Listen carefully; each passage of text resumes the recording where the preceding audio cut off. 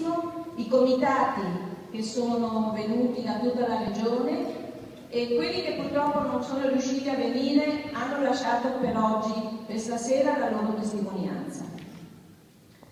Ringrazio i consiglieri regionali che ci hanno onorato con la loro presenza stasera, i sindaci, i consiglieri comunali dei diversi comuni di appartenenza di molti dei nostri comitati.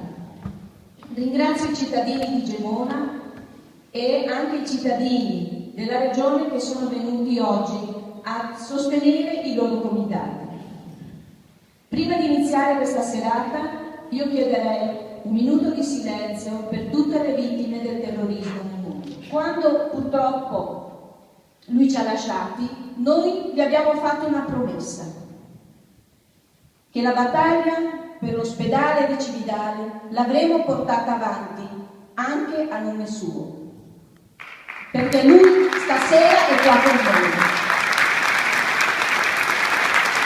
E non abbiamo altro che dirgli grazie. Grazie Pietro per la forza che ci hai dato. Non è facile. Noi vogliamo regalare la foto della prima riunione del coordinamento dei comitati a difesa della salute del Friuli Venezia Giulia.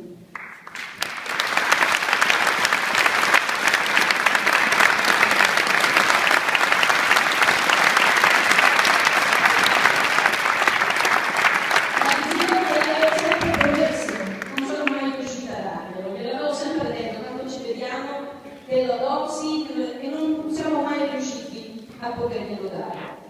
Floreale, per ringraziarvi perché ci avete prestato in quelle giornate che lui non trascorreva in famiglia per poter lottare per la salute di tutti i cittadini di Cividale e delle valli del Marchesone. Grazie Pietro.